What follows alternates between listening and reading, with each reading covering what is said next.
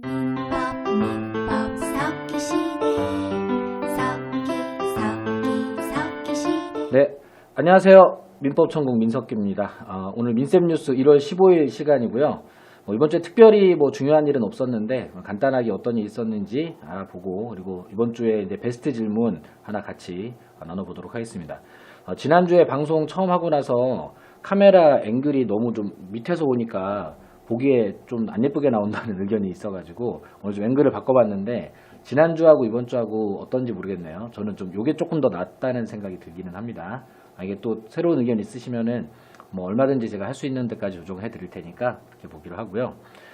네, 오늘 첫 번째 소식 전해드리도록 하겠습니다. 네, 오늘 첫 번째 소식, 네, 사회적 거리두기 2.5단계 연장. 자, 학원은 이제 어떻게 되느냐, 이런 건데 아직 발표는 안 났어요. 근데 지금 원래 17일까지 사회적 거리두기 2.5단계가 돼서 이제 종로학원, 촬영을 하고 있는 종로학원 같은 경우에 지금 비대면 수업으로 진행이 되고 있고, 다음 주부터는 조금 이제 대면 수업으로 정상화되기를 조금 기대를 했는데, 근데 좀 힘들어질 것 같아요. 지금 현재 확진자가 한 500명 수준에서 나오고 있고요. 그리고 정부에서도 좀 이참에 좀 정리를 하자는 생각인지 한 2주 정도는 그 2.5단계 연장을 좀 해서 비대면 수업을 계속 진행해야 될 것 같다고 생각을 하고 있는 것 같고요. 그리고 학원에서도 어느 정도 그렇게 생각을 하고 있더라고요. 그래서 2월 달 정도 됐을 때나 좀 대면 수업이 가능해지지 않을까, 이런 생각이 듭니다. 지금 달력상으로 봤을 때 지금 개강하고 벌써 이제 다음 주면 3주 차인데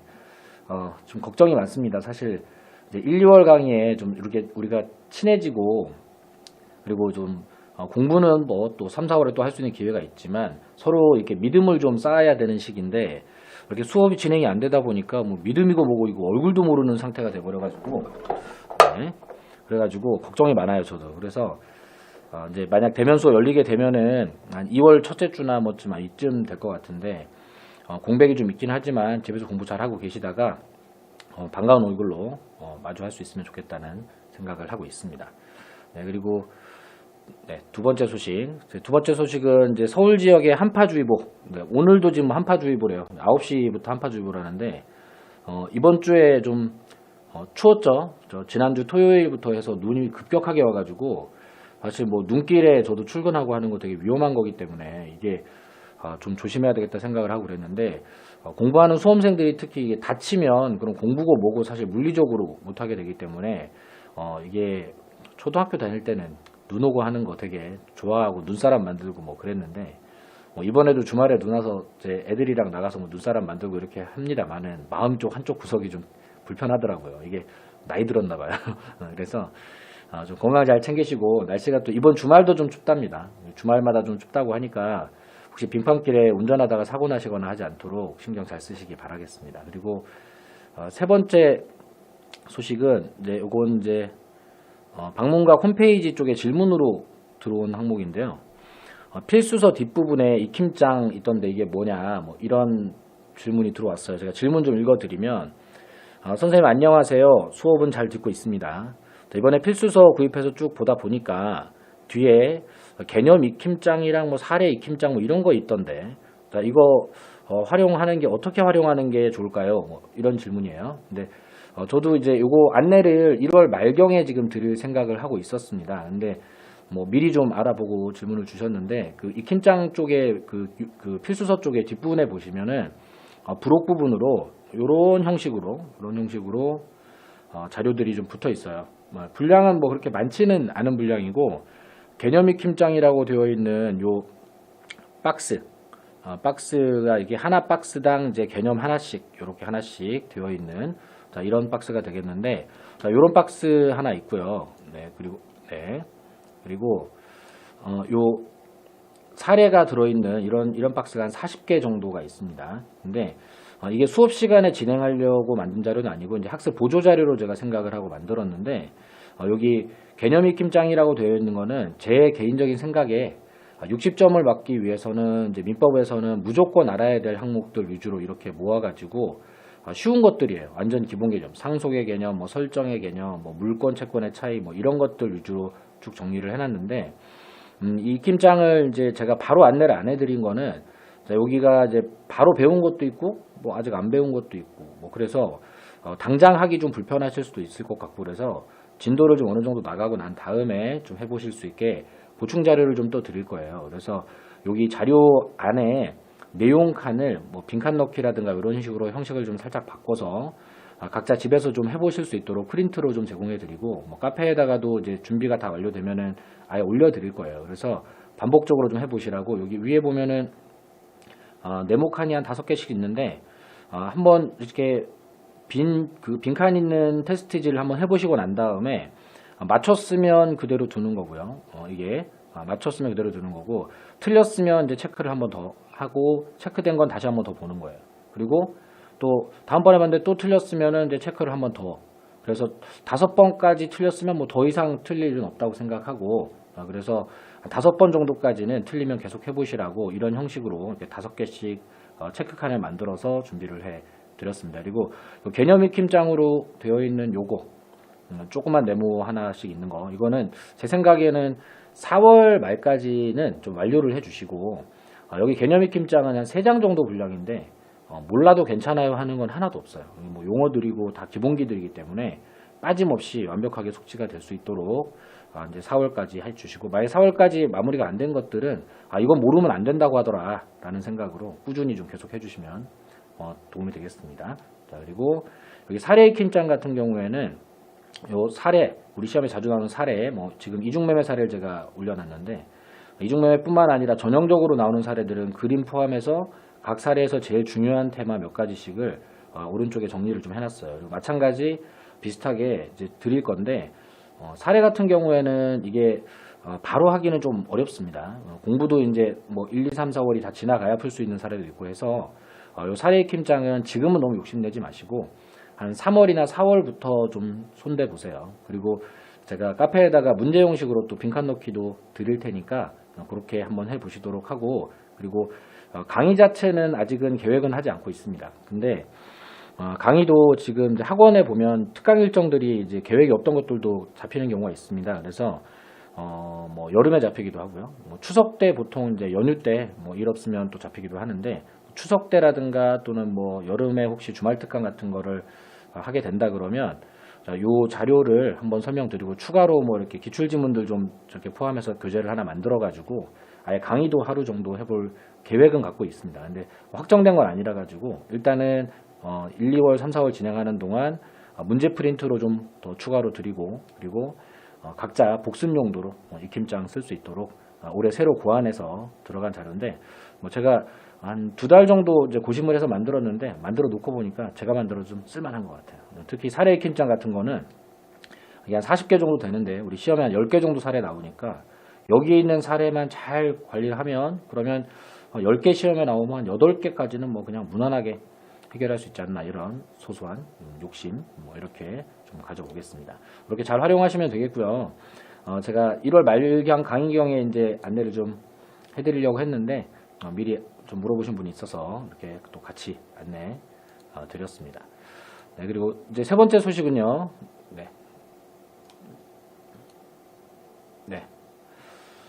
민쌤 스타일 이대로 좋은가 이런 주제로 제가 좀 여기 이건 이제 게시판 글인데 질문은 아니고 이거 좀 제가 조금 확대를 해야 되겠네요. 확대를 조금 해볼게요. 자, 좀 읽어보겠습니다. 여기 이제 수강후기 게시판에 올라오는 글인데 네, 뭐 이렇게 올려주셨어요. 일단 헤어스타일이 너무 잘 어울립니다 하시면서 자, 오늘 개강 수업 보셨나봐요. 그래서 오늘 의상과 약간 파격적인 헤어스타일, 파격적인 헤어스타일이라고 하면 아마 이제 이런 거 말씀하시는 것 같은데 한쪽에 좀 이렇게 좀 바짝 밀고 이렇게 한 스타일. 강추 너무 잘 어울리십니다. 감사합니다. 성함은 권모진 씨. 그런 스타일 추천해주신 미용실 원장님한테 감사하네요. 그리고 화장도 점점 숙련되어 보입니다. 숙련되어 보입니다. 가슴을 후벼 팠어요. 눈썹이 약간 애매한데. 재수강생분들은 전부 다 좀 약간 이렇게 팩트 폭행에 능하신 분들이 많으신 것 같아요. 저도 이렇게 입에 발린 소리 잘 못하는 사람인데 아니면 아니고 예쁘면 예쁘고 안 예쁘면 안 예쁘고 근데 이렇게 바로 반영구 하셔도 좋을 듯 합니다. 네, 저도 반영구 고민하고 있습니다. 집사람이 반영구 눈썹 문신했다가 좀 이상해 보일까봐 좀 말리고 있어가지고 지금은 이제 그리고 다니고 있습니다만 이 그리는 것도 진짜 어려워요. 여자분들 존경스럽습니다. 예쁘게 그리시는 분들 보면은 정말 대단한 것 같아요. 근데 화면빨 중요하니까 감사하게 잘 듣고 있는 재수생이라고 하시면서 뭐 이렇게 헤어스타일 응원을 좀 주셨는데, 근데 지금 스타일이 뭐 이제 올해 저는 좀 이렇게 밀어보려 그래요. 그래서 작년에는 헤어스타일 이렇게 바꿨는데 좀 약간 그 시그너처 느낌으로 항상 이런 스타일로 이렇게 한쪽은 좀 바짝 밀고, 그래서 이렇게 좀 날카로운 느낌도 주면서 한쪽은 이렇게 부드러운, 이렇게 약간 어려운 과목이지만 또 편하게 갈 수 있다는 그런 이중적인 느낌을 머리에다 담아서 갑자기 생각난 건데, 하여간 그런 마음으로 좀 준비를 해보려고 하고요. 헤어스타일은 뭐 이렇게 아마 계속 하게 될 것 같은데, 눈썹은 아마 내년 학기에나 뭐 눈썹 문신하게 될지도 모르겠습니다. 학기 중에 갑자기 이제 그 짱구 눈썹이 돼갖고 나타나면은 또 갑자기 학생들이 또 분위기 와야 될까봐 두렵습니다. 그래서 눈썹은 차차 할 생각이고, 스타일 뭐 눈썹 이런 거보다도 뭐 요즘 이제 종로에서 같이 강의하고 있는 이영석 선생님이 옷 좀 예쁘게 입고 뭐 이렇게 좀 더 예쁘게 좀 하고 다니라고 잔소리를 어찌나 하던지. 그래서 스타일에 관한 연구 많이 하고 있는데, 혹시 뭐 이렇게 스타일 잘 하시는 분 있으면 의견 좀 주십시오. 제가 옷 사고 뭐 하고 다 할 테니까 어떤 예쁜 스타일을 좀 소개를 해주시면은, 코디를 좀 해주시면 제가 한번 잘 반영해 보도록 하겠습니다. 네. 이게 공부라는 게 여러분들은 이제 영상으로 보시기 때문에 화면에 선생님이 좀 이렇게 신뢰감 있고 깔끔하고 호감으로 이렇게 다가와야지, 그래야지 또 공부도 또 더 재밌고 또 지칠 때 또 한 번 또 버틸 수 있고 한 것 같아서, 이렇게 저도 중요한 거라고 생각을 하고 신경을 쓰고 있으니까 의견 있으면 언제든지 주시기 바랍니다.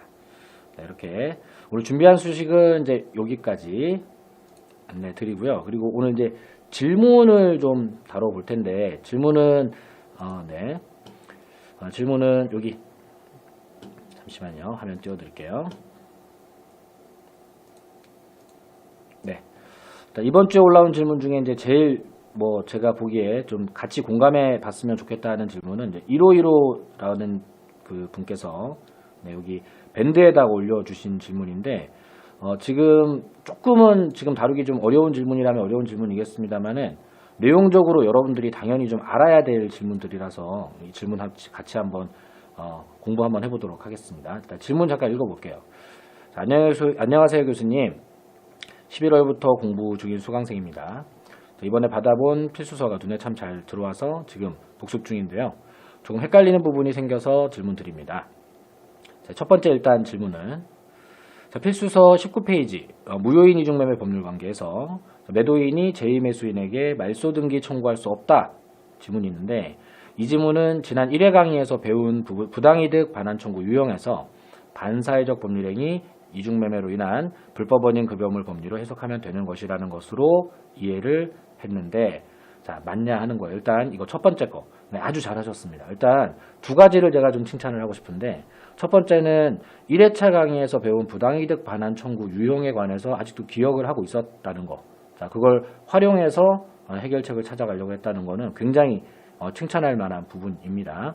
그리고 자, 두 번째는 정확하게 답도 맞추셨어요. 그래서 부당이득 반환 청구 유형과 관련해서, 자, 무효가 되면 돌려받는 형식들을 다 부당이득 반환이라고 하는데, 근데 다른 무효들은 다 부당이득 반환을 하지만 반사회적 법률행위가 됐을 때에는 무효이더라도 부당이득 반환 청구가 안 되는, 이런 원리를 뭐라고 하죠?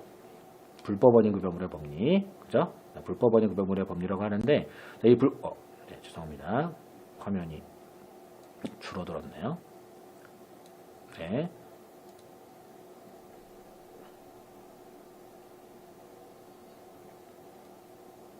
또 이런 게 또 라이브의 묘미 아니겠습니까? 자, 네, 됐다. 돌아와라. 네.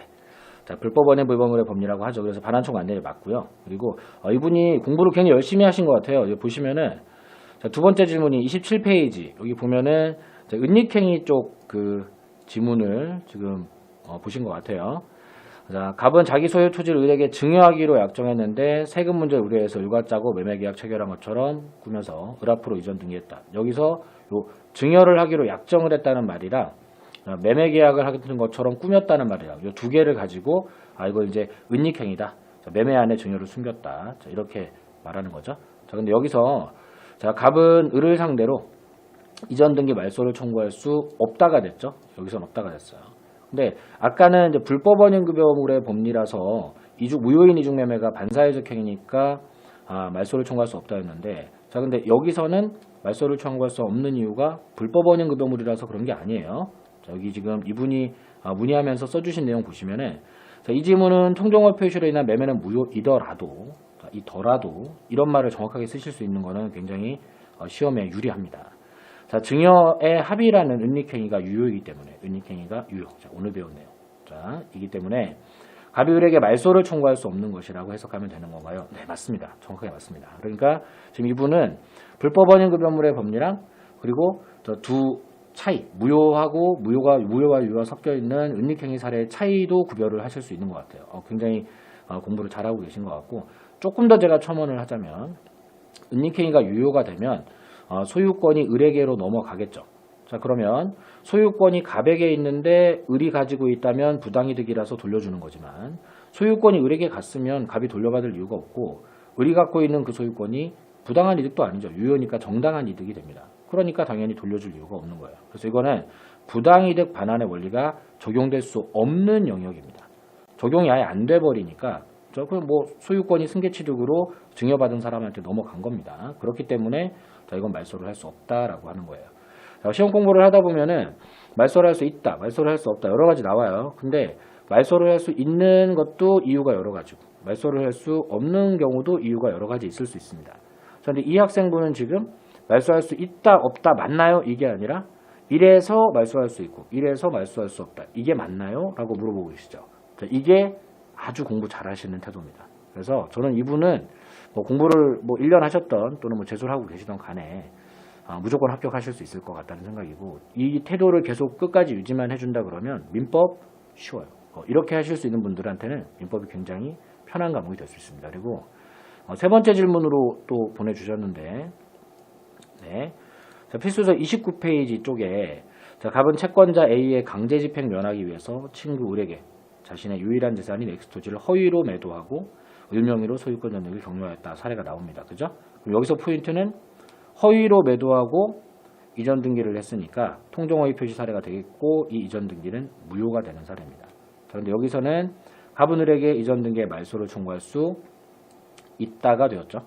자, 그러면 아까는 계속 말소할 수 없다라고 하다가 이번에 이제 있다가 됐는데, 자, 이때 내지무는 매매 계약이 무효일 경우에 원칙상 쌍방 모두 부당이득 반환 청구 못하겠죠. 부당이득 반환 청구가 가능. 자, 반환 청구가 가능하다라고 하는 지나간 강의 내용을 가지고 해석을 하면 되겠느냐. 즉 부당이득 반환의 원칙 부분 되는 거냐.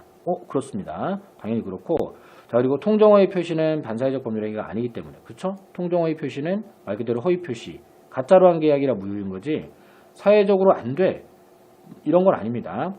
그럼 통정허위 표시는 반사회적 법률행위 아니기 때문에 불법 원인 급여물의 법리라는 예외적인 법리랑 연관지면 안 되는 것이지요. 네, 그렇습니다. 네, 정확합니다. 자, 이건 거의 강의라고 해도 될 정도로 질문이지만 정확하게 이렇게 내용을 파악을 하고 질문을 해주셨어요. 그리고 혹여나 수업 시간에 이미 배운 것이라면 정말 송구스럽고요. 송구스럽다뇨. 저는 가르치고 나서 뿌듯합니다. 자, 이렇게 1월 강의 한 번 듣고 정확하게 이렇게 복귀할 수 있는 분이 있다는 거는 내가 강의를 잘했어. 잘했어. 그리고 학생이 공부를 열심히 잘했어. 그래서 굉장히 뿌듯한 한 주간이었고, 그리고 혼자만 생각으로 이해해버릴까봐 혹시나 해서 질문 드린다. 이것도 굉장히 좋은 태도입니다. 내가 뭔가를 이해한 것 같다고 생각을 하더라도 혼자 생각으로 뭔가 상상의 나래를 펴고 이렇게 안드로메다로 사고가 빠져버리는 이런 식으로 잘못된 기준을 만들어서 이해를 하면 차라리 모르는 거냐면 못해요. 차라리 모르면 공부를 다시 해서 이거를 어떻게 다듬어 볼까 좀 이렇게 할 텐데, 잘못된 기준이 딱 머릿속에 박혀버리면 이거 고치는 게 너무너무 힘들어집니다. 그렇기 때문에 뭔가 애매하다는 싶은 생각이 있으면, 조금이라도 이상하면 바로 이렇게 밴드든 방문각 질문 게시판이든 어디든 이렇게 가지고 오셔서 질문하고 해결을 하고 이렇게 가시는 버릇은 아주 공부할 때 좋은 습관이라는 거, 또 다른 분들도 좀 참고하셔서 그렇게 질문에 활용 좀 하시면 좋겠고요. 조금 우려스러운 거는 이분이 너무 질문을 완벽하게 해주셔가지고 다른 분들이 쫄아서 질문을 못할까봐 그게 좀 걱정이에요. 그러니까 질문이라는 게 사실 뭐 이렇게 완벽할 필요가 없는 거고, 그리고 완벽할 필요가 없는 거고, 여러분들이 뭐 모르면 모르는 대로 사람들마다 실력이 천차만별이고 모르는 것도 다 다양하고 하니까 내가 모르는 거 물어보면 되는 거지 뭐. 나는 저렇게 완벽한 질문 못하는데 뭐 이런 생각으로 굳이 뭐 꽁꽁 좀 더 공부하고 난 다음에 물어봐야지 이럴 필요는 없는데, 혹시 또 뭐 이런 질문 완벽한 질문 때문에 쫄아가지고 질문 못하게 될까봐 그건 좀 걱정입니다. 그러니까 다른 분들은 뭐 이렇게까지 잘 갖춰진 질문 안 하셔도 좋으니까, 그러니까 궁금한 대로 막 이렇게 질문하셔도 되겠고요. 그리고 여기 요거 잠깐 안내 좀 드릴게요. 여기 댓글로 여기 최강공시 김병렬 민법 정복방 비공개 운영 중 이렇게 올려주셨는데, 이제 종로 수강생분들이나 뭐 이제 모르시는 분들 계실 텐데, 여기 김포 제가 강의 나갔는데 김포에 공시법 강의하시는 김병렬 교수님이라고 계세요. 그리고 여기 사진에 조그맣게 계시는 분이 김병렬 교수님이에요. 근데 그럼 이제 저도 처음에 봤을 때 이분이 김병렬 교수님이 내 밴드에 와서 무슨 이런 글을 쓰셨지? 뭐 이런 생각으로 봤어요. 근데 사실 이분은 김병렬 교수님이 아니십니다. 이 김병렬 교수님 이제 열혈 팬이시고, 김병렬 교수님 열혈 팬이다 보니까 여기 프로필 사진도 김병렬 교수님 사진 넣으시고, 그리고 김병렬 교수님 이름으로 심지어 이렇게 닉네임도 만드시고, 그리고 민법 정복방 비공개 운영 중 이렇게 하셨는데, 민법을 정복하기 위해서 자기 개인 그 밴드를 하나 만드신 다음에 거기에다가 일기장 쓰듯이 자기가 그날 공부하면서 좀 이해하고 했던 것들을 기록해가는 뭐 이런 좀 공부 도구를 만들어서 쓰시는 굉장히 또 좋은 방법입니다. 그렇게 하고 계시는 분인데, 근데 제가 좀 우려스러운 건 혹시 이분을 김병렬 교수님이라고 생각하고 오해를 해서 김병렬 교수님 또 저기서 왜 저러냐, 이상한 소리 하시냐, 뭐 또는 뭐 이분 왜 여기 와서 이런 거 하시냐, 뭐 이런 분 계실까봐 안내드립니다. 자, 이분은 김병렬 교수님은 아니시고 김병렬 교수님 열혈 팬이시라는 거.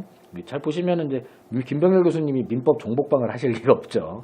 그러니까 오해 없기를 바란다는 말씀드립니다. 네, 그리고 이분이 이렇게 댓글로 이렇게 답을 달아주셨는데, 자기 의견이 있으시면 이렇게 댓글로 답을 달아주셔도 고맙습니다. 혹시 만약에 답이 좀 오류가 있다 싶으면 제가 수정을 해드려요. 근데 이분이 답 달아놓으신 게 아주 잘하셔가지고 제가 전부 다 맞게 하셨어요 하고 굿 이렇게 해드렸는데, 이런 건 제가 책임지고 또 늘 보고 있다가 수정을 하고 하니까 각자 생각이 있으면 이제 의견 교환하시되, 댓글로 뭘 쓰실 때는 확신이 없으면 좀 함부로 쓰는 거는 혼란이 야기 되겠죠. 그런 거는 제가 또 강의 중에는 수정을 못 해드리고 하기 때문에 이제 댓글 쓰시는 분들은 자기가 알고 있는 것까지, 그리고 나는 여기까지 아는데 그 다음부터는 조금 더 찾아봐야 되겠습니다. 이렇게 자기 한계선을 좀 잘 표시를 해주시면은 그러면 문제가 전혀 없을 것 같다. 자, 이런 이야기 드리겠습니다. 자, 이렇게 오늘 준비한 얘기는 마쳤고요. 다음 시간에 만나요.